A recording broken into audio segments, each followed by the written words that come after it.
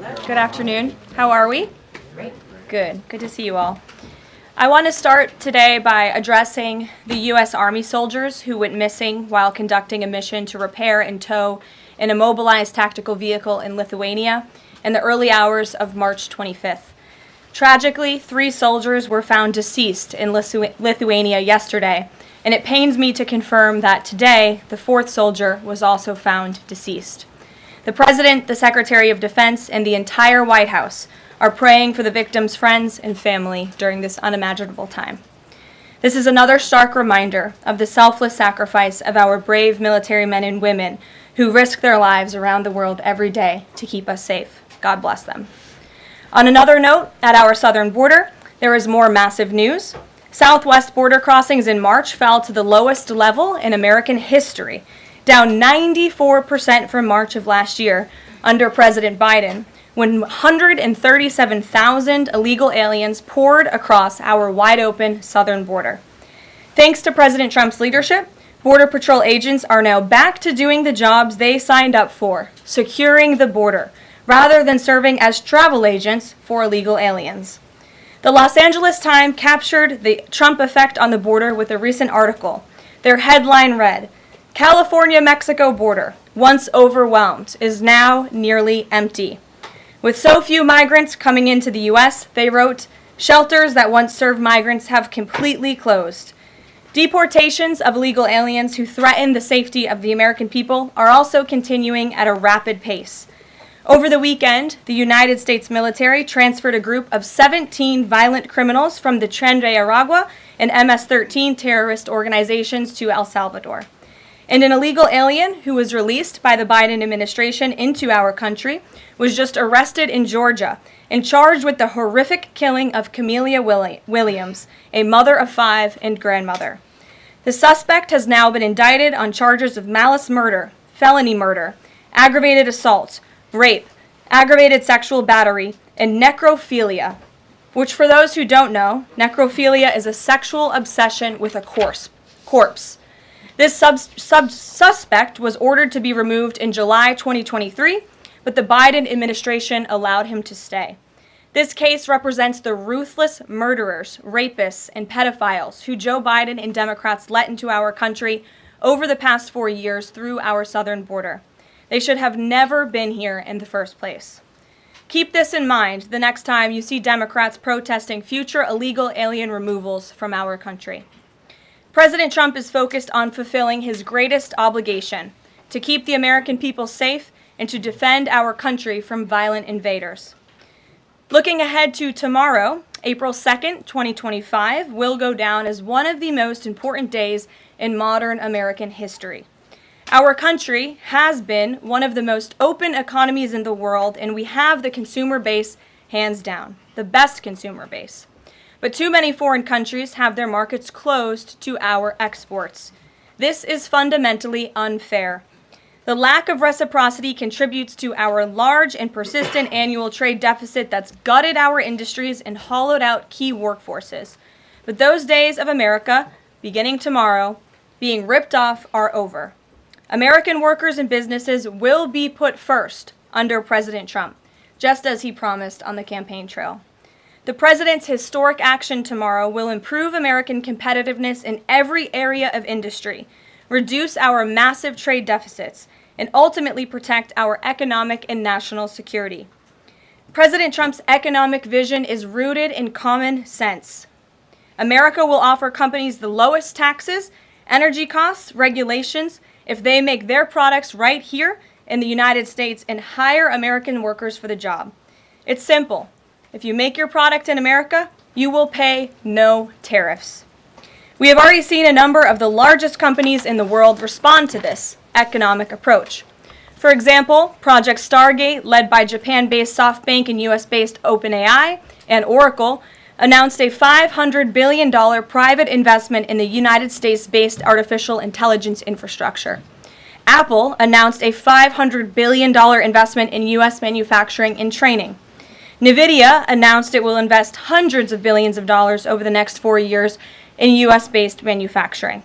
And the Taiwan semiconductor manufacturing company TSMC announced a $100 billion investment in U.S.-based chips and manufacturing. These are just a few of the investment announcements that have already been made, and it is clear that President Trump's America First approach is already working. In our new media seat today is Mark Halperin, the co-founder and editor-in-chief of Two Way, a new live video platform that builds communities around interactive conversations with leaders and content creators from every subject area. Mark and his colleagues welcome all voices into discussions that are spirited but respectful. They have over 37.5 million video views, over 3.6 million watch time hours since the platform began just last year. This is new media in its truest sense, allowing the people to ask questions, make comments, and be an active part of engagement on the most important issues facing the country and our world. With that, Mark, please kick us off, and welcome to the briefing room. Thank you, Karoline. Appreciate it. I'll ask you a question about tariffs and then one from one members of our community about education. It's perceived by some that companies or countries, if they change their policies either before tomorrow or after tomorrow, can have the president alter what he's planning for that country or that sector. Is that a possibility? And if so, what factors the president consider in making those changes? Well, the ultimate change for these companies and these countries, Mark, will happen when they decide to do business in the United States of America. And as I just laid out, they will face no tariffs at all if these companies choose to invest here in the United States and to move their production and their manufacturing here to the United States as well. As for tomorrow, the president will be addressing the decades of unfair trade practices that have ripped our country off and American workers off. It has hollowed out our middle class. It has destroyed our heartland, and the president is focused on reshifting our global economy to ensure that America is once again the manufacturing superpower of the world. So if they do something today or later in the week that's a pledge for future activity, would that be good enough potentially to alter the policy? Again, the president has been looking at the very unfair trade practices of the past.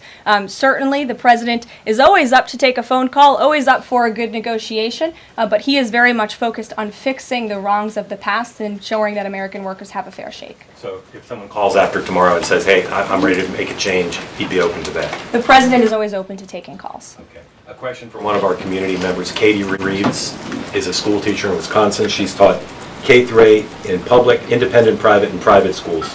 And here's what she wanted me to ask you. She says, I see the elimination of the Department of Education as an excellent first step in the improvement of our school system. Do you see any further role the federal government can take beyond this, possibly in promoting the expansion of voucher programs or reducing the influence that teachers' unions hold over our schools? Well, first of all, I want to thank Katie for her service to our country and our nation's children. Being a teacher is the most noble profession that we believe one can have. And the president said in his remarks when he signed the executive order to dismantle the Department of Education that he loves our teachers. And in part, this order is to empower our teachers to have greater decision making in the classroom. Nobody knows our nation's children and our students better than our teachers who are with them every single day. As for the federal government's role, to get to the heart of Katie's question, the president has made it clear to Linda McMahon that we need to find other places within our federal government for critical programs regarding education. Pell Grants, Title IX, lawsuits, etc., civil rights lawsuits, all of that are critical functions, special needs programs, nutrition programs, but there are other places throughout the federal bureaucracy where those things can happen and work. The Department of Education has been a very bloated bureaucracy. We spent trillions of dollars on this department, and for what? Our children are worse off as far as education goes today than they were when this department originated, and that's very concerning to the president. So, the two issues she cited, are those priorities for the president? School education choice, vouchers, and diminishing the role of teachers' unions. My president is very supportive of both of those things, particularly when it comes to school choice. He has said that school choice is the civil rights issue of our time, and he wants every child, regardless of zip code, socioeconomic status, how much money their parents have, to be able to go to the school of their choosing that best suits their educational needs. And he is going to empower state and local leaders to make those decisions on behalf of our nation's children. Thanks for being here, Mark. Jeff. Just changing subjects for 1 second. The administration has expressed a complete confidence in how all the deportation flights to El Salvador were conducted. But now that the administration has conceded that there was an error of one Salvadoran national, will there be any reviews conducted?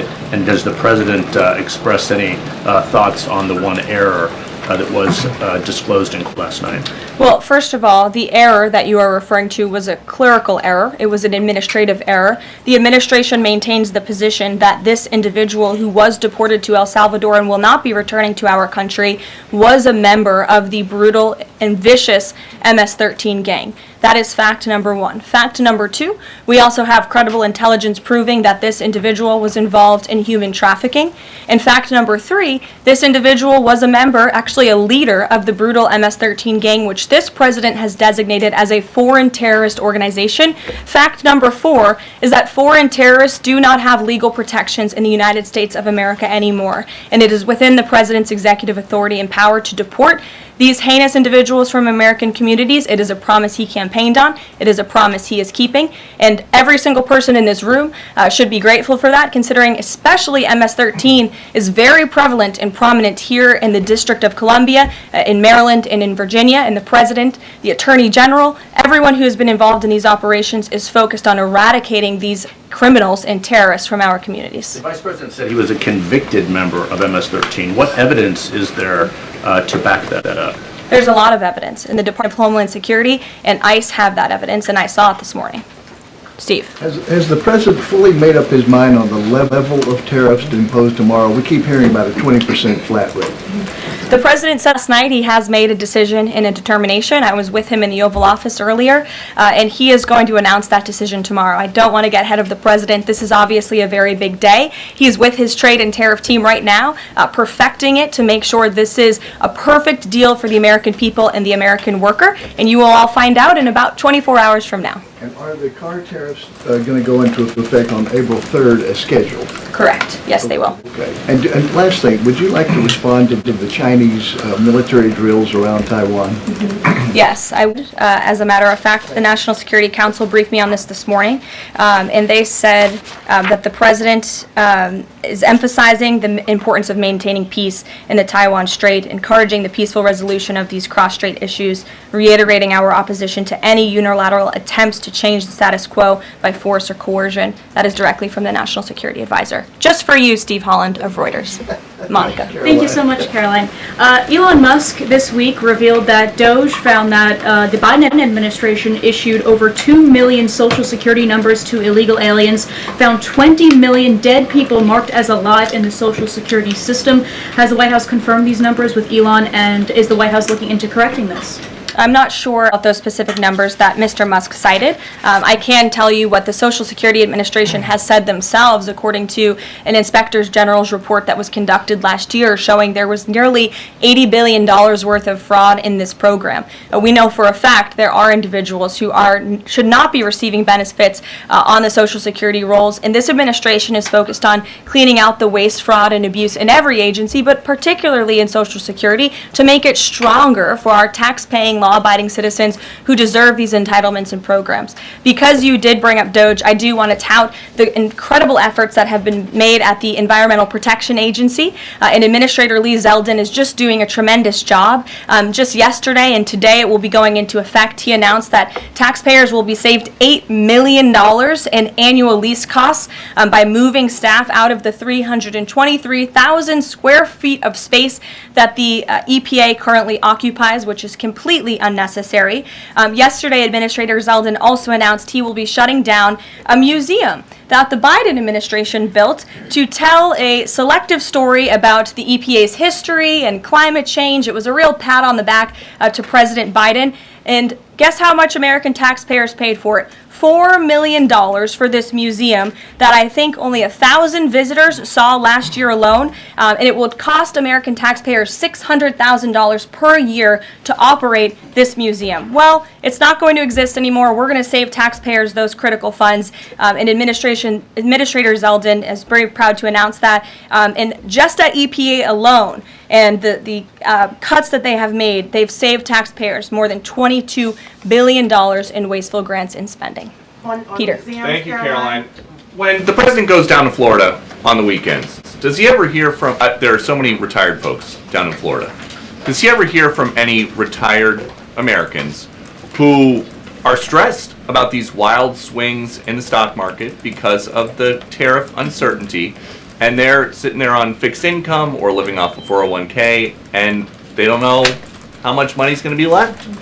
Well, certainly, they are legitimate concerns, and the president takes those concerns very seriously, and he's addressing them every single day. And tomorrow's announcement is to protect future generations of the senior citizens you mentioned. It's for their kids and their grandkids to ensure that there are jobs here in the United States of America for their children to live the American dream, just like they presumably did. And as for their worries about their 401ks, their Social Security, I just addressed Social Security. This president is always going to protect it for our tax-paying senior citizens. As for their 401ks, look at what President Trump did for you in his first term. He is working on implementing that economic formula every single day by lowering inflation, lowering energy prices, massive deregulatory efforts, while simultaneously effectively implementing tariffs, and they'll hear more about that announcement tomorrow. And you said that the president right now is with the trade and tariff team. They are very confident that this is all going to work. But what if Yes. they're wrong? They're not going to be wrong. It is going to work. And the president has a brilliant team of advisors who have been studying these issues for decades. We are focused on restoring the golden age of America and making America a manufacturing superpower. And again, Peter, I would point you to the investments that have already trickled into this country. And the president hasn't even made his tariff announcement yet tomorrow.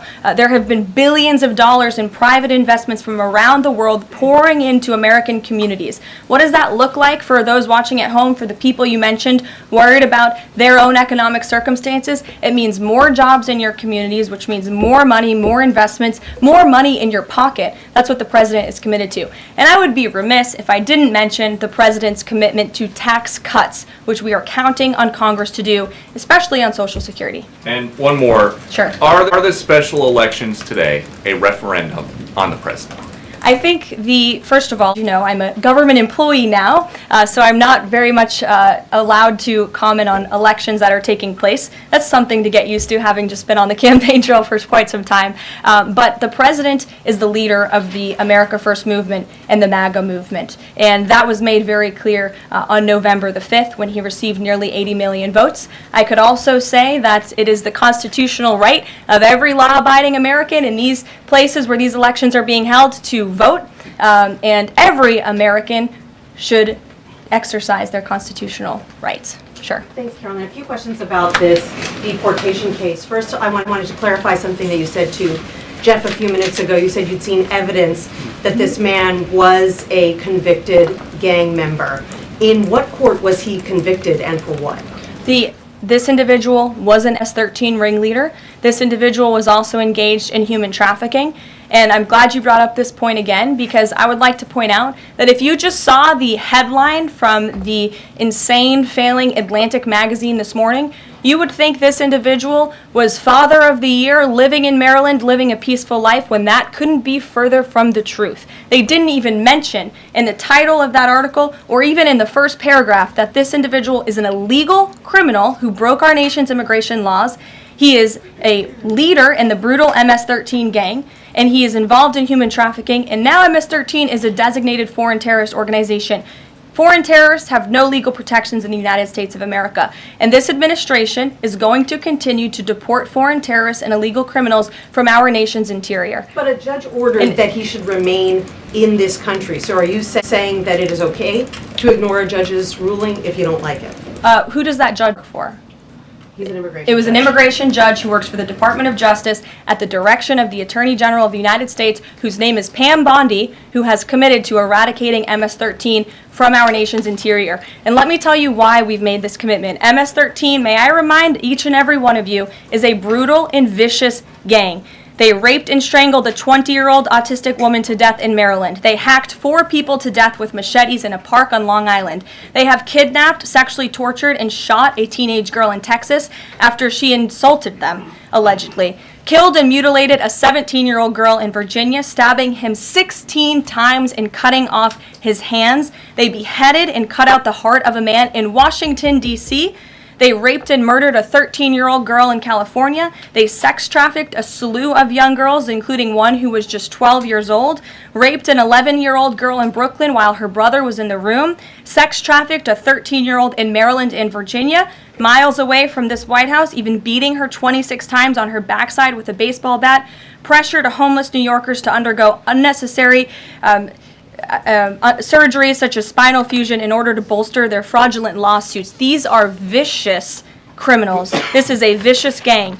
And I wish that the media would spend just a second of the same time you have spent trying to litigate each and every individual of this gang who has been deported from our country as the innocent Americans whose lives have been lost at the hands of these brutal criminals. We maintain our position, and very strongly so. Jennifer. One more on the tariffs. Can you say what the latest thinking is on the start date? I know you were just in the Oval. Are they all going to take effect this week on the reciprocal tariffs? And whenever they start, is that enough time for companies and everyone involved to adjust to that start date? My understanding is that the tariff announcement will come tomorrow. They will be effective immediately. And the president has been teasing this for quite some time, as you know. He's talked a lot about April 2nd as Liberation Day in America. It would be taking place today if not for April Fool's Day. But tomorrow will be the day, and he's been talking about it for a while. And as a result, you've seen these companies make commitments to investing right here in the United States. Jasmine. Thank you so much. I wonder, back on tariffs, what, if any, market indicators is the White House looking for to see if this tariffs plan is successful down the line?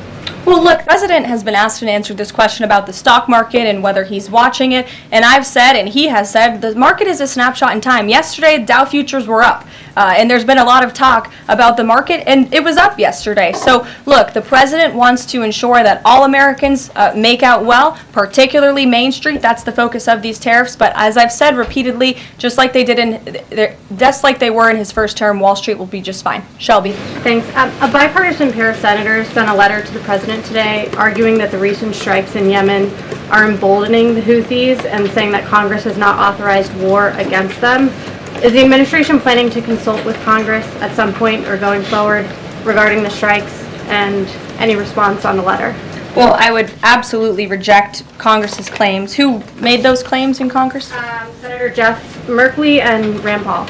Okay, well, I would absolutely reject those claims. These Houthi strikes have been incredibly successful. Last time I was at this podium, there were more than 100 successful strikes. There have now been over 200 successful strikes against the Houthis. Iran is incredibly weakened as a result of these attacks, and we have seen they've taken out Houthi leaders. They've taken out critical members who were launching strikes on naval ships and on commercial vessels, and this operation will not stop until the freedom of navigation in this region is restored, which is a critical principle. And this president stands behind our Defense Department, who's doing a tremendous job. And are they going to, is the White House going to confer with Congress going forward on this? I would have to ask our team here at the White House, but the president is well within his authority, as is the Secretary of Defense. Again, these are defensive strikes. The Houthis have been launching attacks on U.S. naval vessels and commercial ships for quite some time.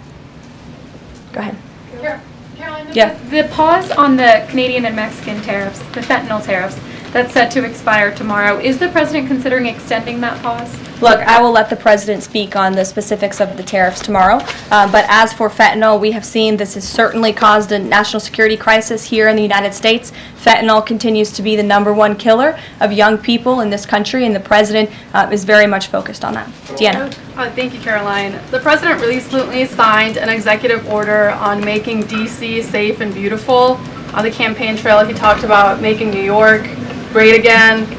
Does he have any plans on establishing a similar task force? Has he been pressuring Governor Hochul in any way in his conversations about New York and lowering crime? Well, he has been in correspondence with Governor Hochul quite a bit on the issue of crime, also on the issue of congestion pricing, and so many other issues that are facing New Yorkers. And he wants New York to clean up their streets just as he does here in Washington, D.C.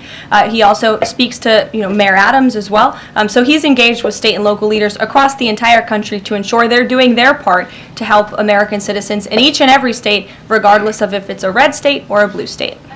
A question on Russia. Yesterday, the Russian government said that their new goal is 160,000 conscripts for the war. Has the president seen that number, and does he have any response given his recent conversations on peace talks? Well, I can tell you what the president said last night, and that is he is frustrated with leaders on both sides of this war. He wants this war to end. There are men that are dying on both sides, and it's been going on for far too long. Our team continues to be engaged with the Russians as we are with the Ukrainians, and the president continues to be very, very much engaged on this topic every single day. Karoline. Sure. Karoline, the president said over the weekend that he couldn't care less if prices went up on foreign cars because people buy more American cars. There's been consensus from a lot of economists that these tariffs could raise prices on other goods as well. Is the president comfortable with Americans on Main Street paying more because of these tariffs? The president is doing everything he can, and this entire administration is doing everything we can to bring down the cost of living in this country. An inflation mess that was fueled by the previous administration's reckless spending, overburdensome regulations that this administration is focused on slashing every single day. I just read you a statistic just from the Environmental Protective Agency alone. We're saving taxpayers money that's ultimately going to drive down inflation, and we're unleashing the might of our energy industry, which will bring down prices as well. To the heart of your question, because this is very important to the American people, you should trust what this president did for you in his first term. He effectively utilized tariffs while driving down inflation. It was a record low 1.4% when he left office, and he's focused on getting back to that. It's unfortunate the previous administration left us in this mess. Sure. Representative Anna Paulina Luna left the Freedom Caucus over their lack of support for her bill that would allow new parents to proxy vote around 12 weeks around the birth of their baby. Does the president support that bill? I'm not sure. I haven't actually talked to the president about that bill, but I certainly can and can get a take on if he supports it or not. Thank you. And one more. The D.C. Circuit ruled last week that the president can fire holdover Biden appointees of independent agencies. Will this ruling empower President Trump to dismiss more federal employees? Well, the president has given the responsibility to his cabinet secretaries to hire and fire at their respective agencies, and they reserve that right. You saw the Secretary of Health and Human Services announced more layoffs today. This is all part of the administration's effort for a mass reduction in force in the federal bureaucracy here in Washington, D.C. to save American taxpayers money. As for agencies within the president's executive authority, the president retains that right. And we've seen there have been bureaucrats at some of these agencies that have been trying to act independent. They need to remember who they work for. It's the executive of the executive branch. You look at the United States Institute of Peace, for example. There was a little bit of a standoff with bureaucrats over there who didn't want to realize who they work for, and that is Donald Trump. And President Trump is focused on streamlining these agencies to save American taxpayers money, and he has every right to do that. Karoline. Sure. Go ahead. Thanks, Karoline. Yeah. In Gaza, the bodies of 15 rescuers have been found in their sort of ambulances where they were apparently killed by Israeli forces. Just wondering if the White House is going to be calling on Israel to investigate that and to try and avoid similar casualties involving rescue workers in future. Well, as for the specific situation you just mentioned, I'll talk to the president about it and our national security team. What I can tell you is what I've spoken with the president on. He very much remains committed to backing Israel, and it was only because of this president and his team's leadership that we had a temporary ceasefire in Gaza, that we were able to bring many hostages home, and the president made it very clear to Hamas, you get the hostages out, all of them, or there will be hell to pay, and Hamas is certainly witnessing what it feels like for all hell to be paid, and the president supports Israel's right to defend itself. Any progress at all on a ceasefire at the moment as far as the president's concerned? The president and his team continue to be engaged on this every single day. Sure. Go ahead, Tam. So I'm just wondering, related to that, if you have an approximate date for the president's first foreign trip. I think there was a little confusion yesterday about what month he was talking about. And then will he need a ceasefire to be in place or closer, either in Gaza or in Ukraine, before that trip takes place? The president will be heading to Saudi Arabia in May. As for specific dates and details, we will be reading those out to you as soon as we possibly can. I know our teams are working on the details of that trip. And then again, as for a ceasefire, the president's made it clear that's what he wants to see in Russia and Ukraine, and his team continues to be engaged on it every day. Kelly. Signal, you said case closed yesterday. As that case was closed, do you have anything that you can share about what was learned, how this can be avoided in the future, any sort of findings from that investigation? The case is closed, and the president continues to have confidence in his national security advisor. Yes, Kelly. Kelly. Thanks, Karoline. So Sorry, the president Ed. has said... Ed, I'll come to you after. The president I'm said... glad you're so eager to ask a question. It's Liberation Day. Yes, it is. Caroline, the president has said foreign countries and companies will eat the cost of tariffs. In his speech on Inauguration Day, he said, quote, "Instead of taxing our citizens to enrich other countries, we will tariff and tax foreign countries to enrich our citizens. Right. So then why did he have to tell the domestic automakers not to raise prices? Well, that was a private conversation that was had. I'm not sure if that comment was made or was not made. But as for what the president said in his Inauguration Day speech, he's absolutely correct. A tariff will be a tax on these foreign nations, these foreign companies, and if they want to be absolved of that tariff, then they can come here to the United States of America to do business, bring their jobs here. Edward, go ahead. Thank you. So Canadians have been negotiating with the Commerce Secretary over the trade, the tariffs. How many companies are mutually talking with the U.S. or countries are mutually talking with the U.S. to lower tariffs? I don't have a specific number, but I can tell you there have been quite a few countries that have called the president and have called his team in discussion about these tariffs. But again, there's one country the president cares most about, and it's the United States of America, and doing what's best for the people who elected him to this office to restore their jobs, their wealth, and their prosperity. I'm looking at the clock. I have a hard out today. I have a hard out today because I'm actually heading over to the State Department with the First Lady of the United States. She will be delivering remarks at 1 o'clock this afternoon at the 19th International Women of Courage Award ceremony with our great Secretary of State Marco Rubio that starts at 1. This is the 5th year Mrs. Trump is participating and standing with brave women leaders who embody American values abroad. And the First Lady in her remarks today will highlight the profound connection between the love and courage that will be shown by this year's honorees. I encourage everybody to tune in at 1 o'clock, and then we'll see you all tomorrow for Liberation Day. Thanks, guys. Thanks, Karoline. Thanks, Caroline.